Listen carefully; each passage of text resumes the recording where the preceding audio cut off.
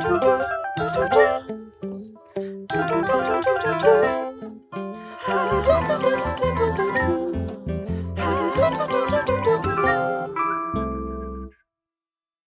there, I'm Matt Nasser.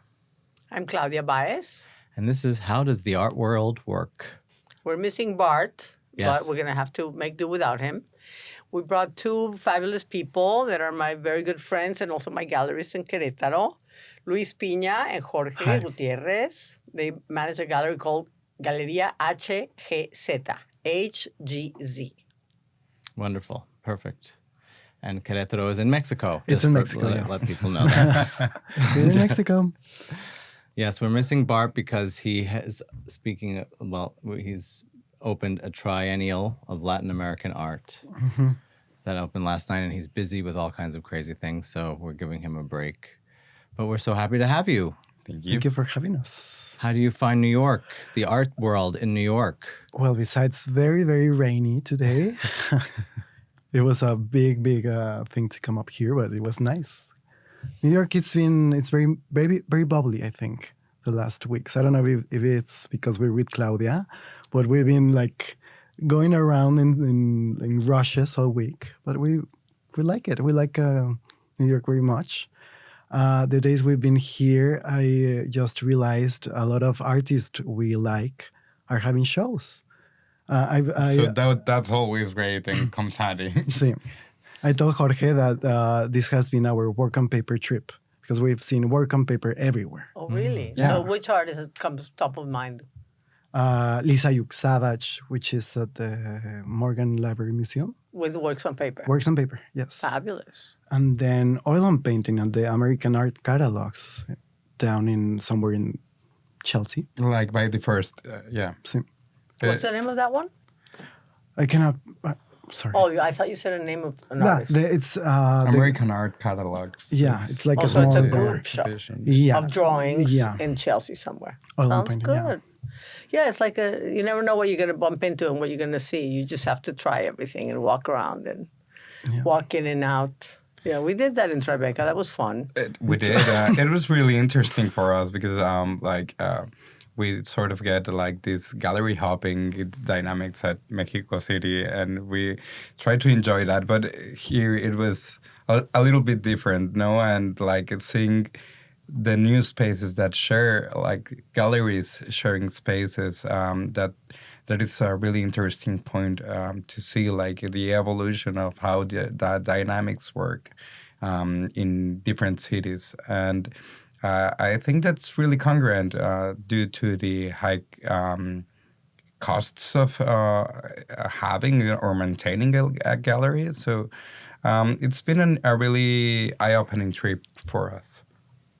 Yeah, it seems that there is a implosion of the art world right now, right? It's shrinking and people are trying to survive. Yeah. So that's one way, sharing spaces. A lot of work on paper and paintings, not a lot of installation as much, or sculptures, things that sell easier.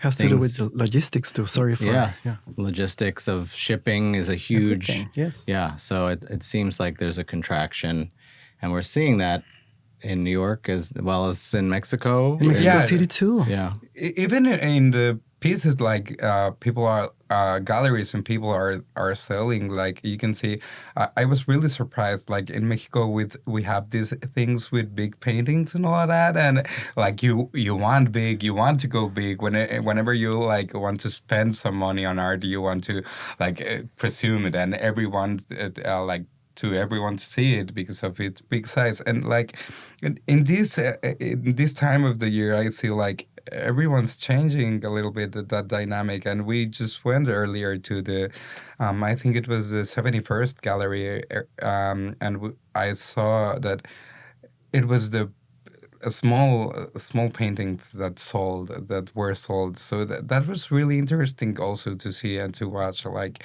the dynamics on having the idea Connecting. that sometimes bigger and big impressive paintings sell well, and then seeing that right now, as Luis says, like it's the moment of work on paper and smaller pieces, and we know we don't always have like the big space to hang a piece. So it's really interesting to see how people are appreciating more the like smaller sizes and simpler formats.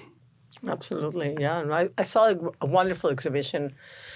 This guy that lives in the Bronx. Okay. I think he's German. I haven't met him yet, but his name is Florian Kewer, something like that. Strange last name. Probably pronounced it terribly, but he made these amazingly big paintings that they had to bring into the gallery via the window, and in half, and then they were stretched in aluminum. The guy was telling me that. And he sold everything. Yeah. Everything was sold. Michael Werner Gallery, everything sold. But he also had works on paper, and he also had smaller oil paintings, all sold. But the big paintings were really big. I'm like, where are they going? Did you ask? Is anybody going to put them? Where are they going to put them? That just, to me, is mesmerizing. I don't know. They're going to museums. I don't know what Perhaps they're doing. No? They're going to institutions, no? Perhaps. It's interesting. They were very colorful, very... Just like I like art to be, it's clearly not projected and painted by number. It's just his hand. It's just his imagination and a lot of energy in the painting. I want to look into it a lot. Yeah. Did you get a sense of the price point of those things? Are they like millions of dollars? No. They're like in the 200,000 for the really big ones. Okay. Yeah. So whereas maybe someone would pay millions of dollars for a big piece of some artist, that maybe this is more of a shift of price point for that kind of art, or it seems like more speculation is happening with emerging. with All the emerging artists, the young emerging artists they're all the rave. So that's good. It's good. It's a good moment for emerging artists. Moment. Is this also affecting your curation at the gallery? Because you have a nice big space. Yeah, and very large. Yeah, so you can show Not big so work. Easy to fit. Yeah. Yeah. It's well, so the space is large, but actually we cannot show many large pictures or installations. Like, why not? It gets really complicated, like to just transport like big formats. We are really fans of like big pictures also, but sometimes it just gets impossible. Like we just did move. What's the largest piece with? Like we just moved like the triptych of Paulina, and that went from Querétaro to Playa del Carmen, Tulum. And those are like 3 meters long. It's 280 actually, and it's a triptych. So it goes like 3 big panels. Oil on canvas. It's a really complicated move. It's not that easy, and like.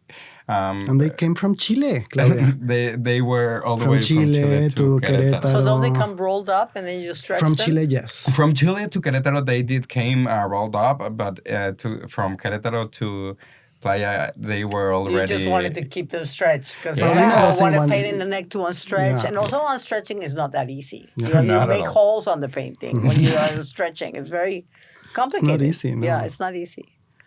But I don't know. I don't know if it's better to unstretch it and stretch it again than to transport it that big. I don't know. I don't know what I would do. Well, that would be, was it the client's responsibility to pay for it, or? Well, actually, it was a show we were planning, so it was our responsibility to take them safe and sound. But we did get like a lot of help from people around, so we did get a big truck, and it was land transportation. Mm-hmm. It lasted like 2 days to get there, so it was really fun and it was interesting. It was an adventure, but also I believe from a gallerist point of view, it's very like, how do you say, wantable? How do you say this? desirable. Yes, to have pieces that you can move around, because if we have a fair somewhere in Europe or even in Latin America, we can move things around, right? We don't want to. We want to put them inside our suitcases and just. Yeah. No, that's easy. We know that story. We've done that. We know this is We've been doing it from day one. In Without the boom, suitcase. whether it's boom or bust, we've been doing it that way for years. But And it's more fun, right? it's fun. I mean, it has been fun, but I think that's also changing, right? Yeah. Borders and Customs regulations and Yes. all that makes like everything more complicated. It's not just in here. Like in Mexico, we are getting like really strict customs regulations. So art importation is being a really big deal over there. So we had some issues like two years ago, like on customs, not ourselves, but people that we know. And in Sonamaco, there was like this big scandal about like custom agents being really particular for with the galleries up there. So Yeah, I had that problem. Yeah, Like, they you had wouldn't that release my problem. paintings forever. We had to actually resort to oh, suitcases. that was what happened with Almodovar. Right? Almodovar got stuck. That's right. It got stuck Oh on my customs. God, that's So I long just feel like story. a white collar criminal, with my suitcase, and my arts. It's I Yeah. don't know. It's fun. It's strange. But yeah. It's a lot of not making money for that much to being a Yeah. criminal. You want to at least be a criminal and make money. Make money, yes, of course. That would have loved. That's the final objective after all, not. Yes, exactly. How many years have you had your gallery? We've been running this show like for 4 years straight That's a now. long time, 4 years. Yeah. It's like it's really quickly for us. Like it like went by so fast, but we made a lot of stuff. Between those 4 Really fun years, stuff. we have run more than 25 shows. So I think that's a good rhythm, and we've been doing this in different cities, and like we did appear already twice in renowned international fair that's Sonamaco. So we're really proud of our work. Of work, yes. It's been fun. It's been hectic. It's been what else? Everything. I don't know. So, what is like your biggest discovery or secret that you can share with our listeners? Because we're supposed to be telling them how the art world works, not how much fun we have. Well, I think it has to do with fun sometimes. Yeah. Because as long as you keep having some kind of fun, you are enjoying it, it's good. Then when you stop enjoying, you have perhaps to stop a bit and see where you have to go, what you have to pick up from everything, and how do you want to work too? Because it's something that you love to do, and you have to enjoy it, because then you want to work with people that want to do the same or want to be on the same lane as you, to work in the kind of same parameters, the same, you know what I mean? So, what you're saying is like if you don't like somebody, you don't work with them. Practically. Is that your secret? Yes, that's my secret. That's my secret too. That's your secret. yeah, It's too. true, no?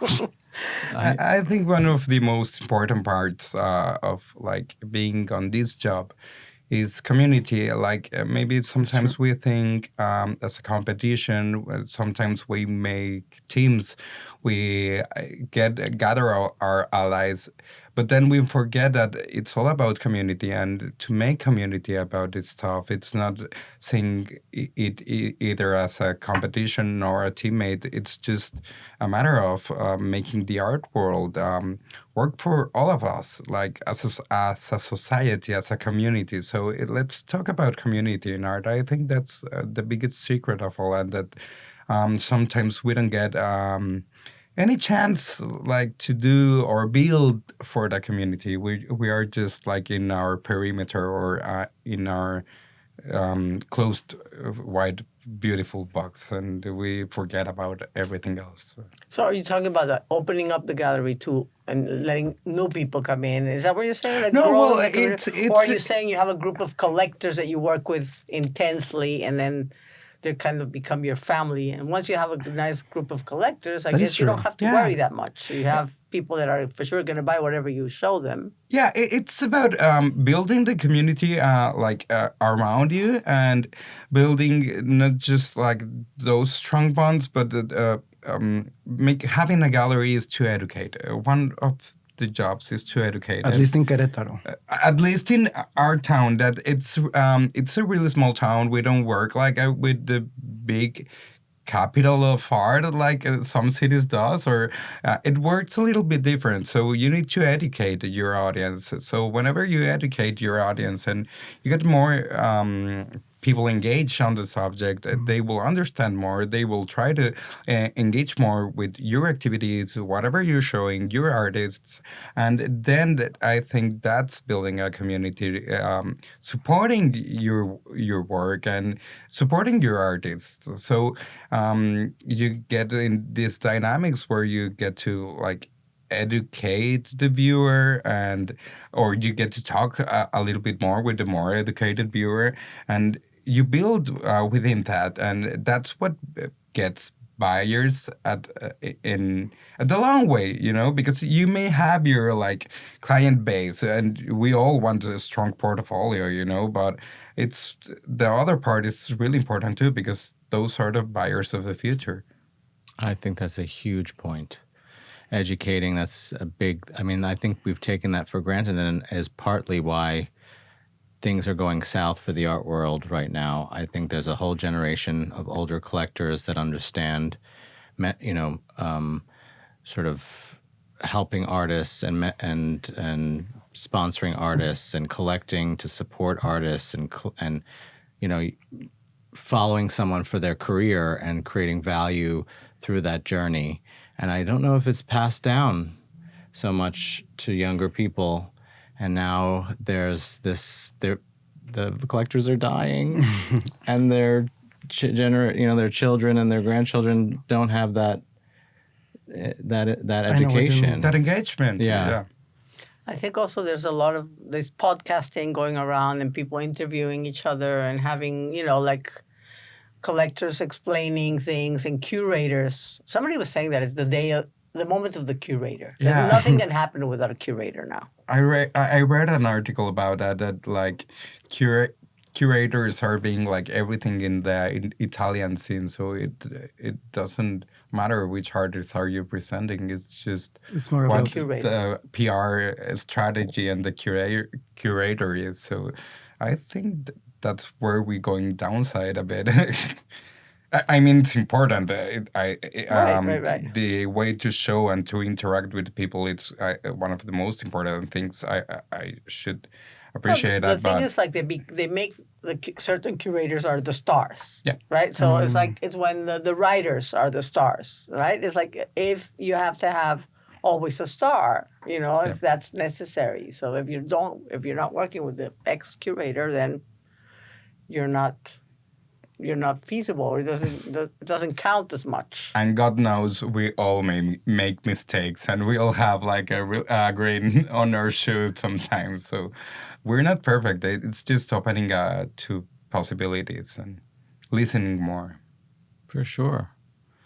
I think the importance of a curator could be tied into educating, putting it into a certain frame, understanding what people are looking at.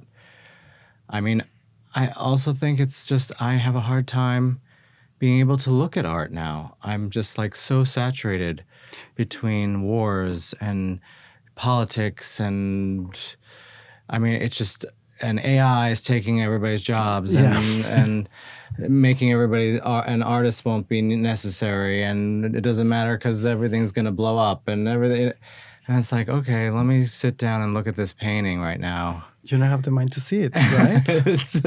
I agree with you. So there's a lot of work to be done. And like you said, creating community is also becoming harder because our politicians are trying to separate us and divide us.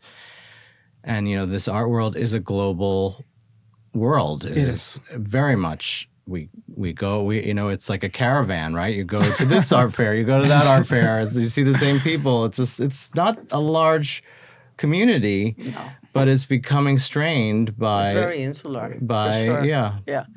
I was thinking about Clement Greenberg in the olden days, like in the 80s, when he came up with this idea as an art critic. He said that paint, you have to do everything flat. It was very important that it was flat and that you couldn't see the brush stroke. And that's what started the Rothko, all the drip painting that is very like absorbed by the canvas, Helen Frankenthaler, all of those guys. I mean, I do love their work. I'm not saying it's not good, but I'm just saying this guy set the parameters. He said everything has to be flat. If you don't do flat, you're For out. contemporary You're painting. out. Yeah. So that was like, One more. if this curator doesn't pick you, you're out. I don't know the names of the curators, but we need to find out. That's also how the art world works. Yes. Know who they are. No, find out their names and go and say hi. But also, I've been, I don't know, I've been trying now to put artists that we work with at institutions, at museums outside Querétaro. And I've been having interesting time because sometimes for being a gallerist, it's not so easy to just go and do a proposal for a public space.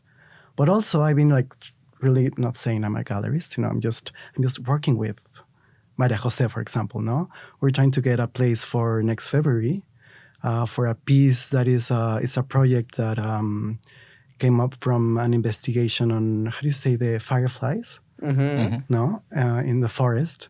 So she does like a Morse code language between fireflies and humans and poetry, and it's a wonderful investigation and body of work. So we just want to put one of these pieces that is meant to be in the forest on the ground back in the city, in the Bosque Chapultepec. And it's just, I don't know, the process of just going around and researching and asking. And I don't know, I feel like talking about the white-collar criminal, now I feel like a detective, you know, like I want to get Maria Jose there. And that's very important too, because we open, how do you say, highways. Yeah, you know, yeah. to other spaces. It was, we were talking earlier about that. And whenever you run a gallery, you need to make your research. It's not just about being there. You need to like investigate everything.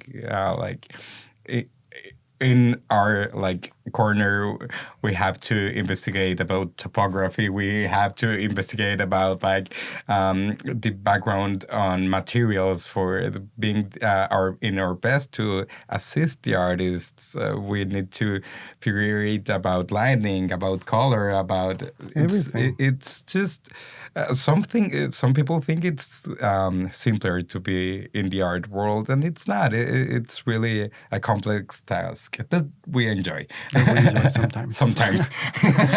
Most of No, the but times. that is so true. You have to have the connection with the person that runs the public programs so that you can actually suggest Maria Jose to be shown here. Yes. You know, so Yes. you have to make those connections. That Yes. means you have to go to the galas, you have to go to the right, you know, And be congruent openings. too with what you say, what you're showing, the PDFs, everything, Claudia.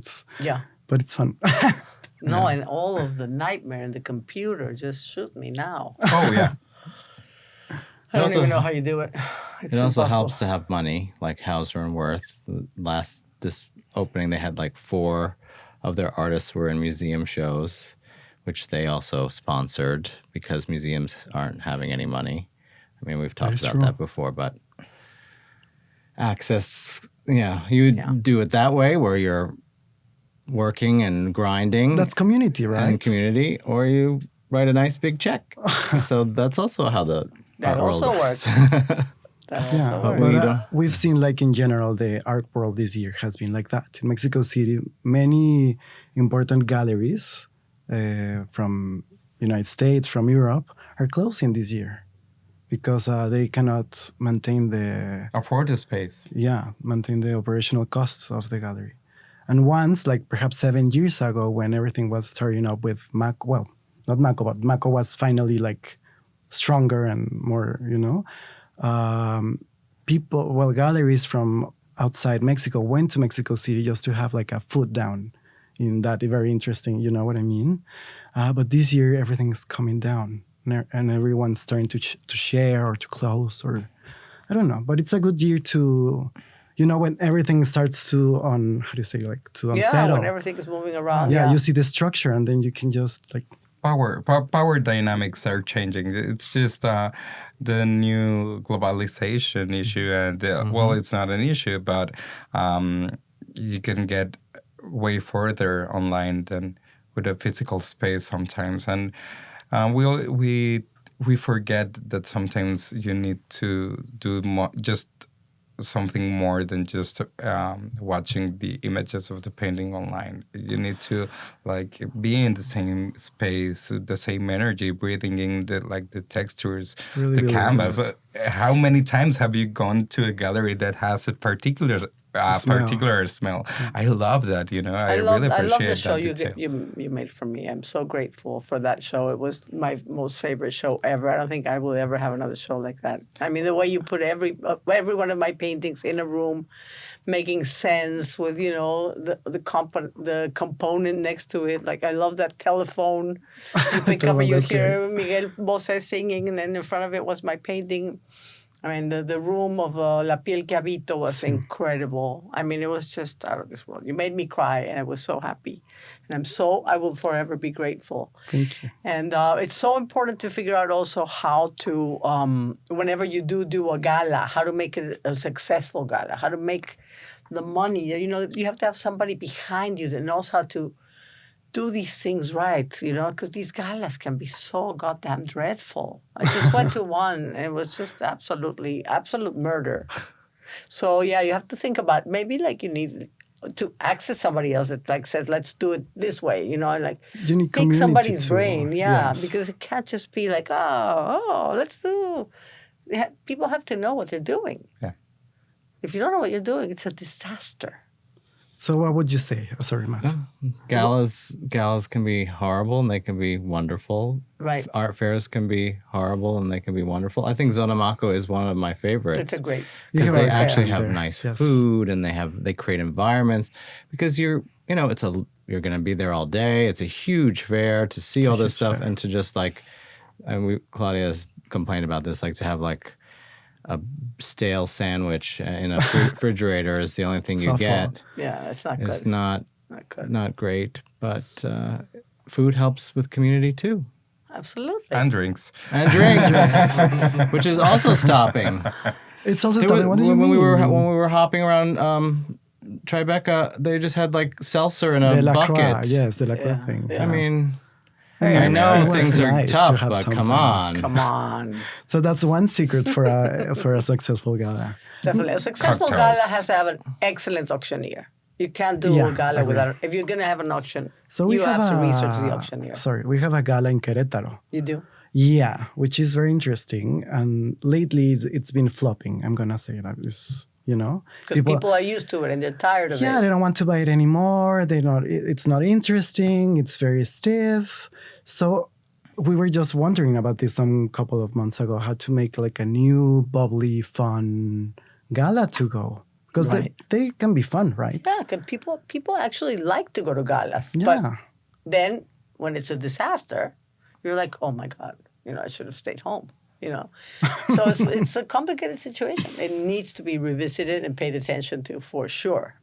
Last night we were just having this talk about like galas and the dynamics in here and how would they like be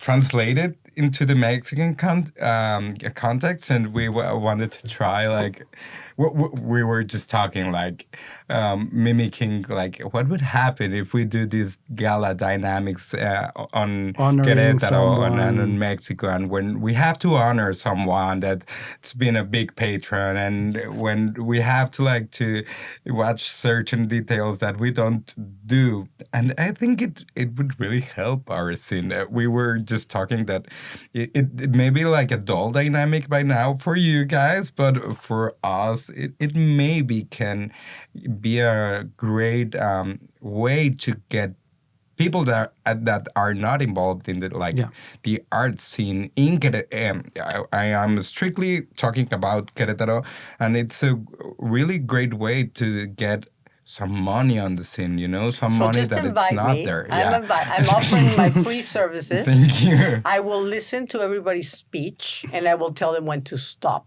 I will and I will modify their speeches so that they're short, concise, and to the point, and fun. Let's Because gala. people just go on and on and on. They don't know when to stop. They just keep going. That Just being like I am said, right now. that being said, it's been 30 minutes. 30 minutes. This is how the art world works. We're finding out And thank you for being here. No, Thank you for having having us. us. I'm Claudia Baez. I'm Matt Nasser. I'm Luis Piña. And Jorge Gutierrez. Until next time, bye.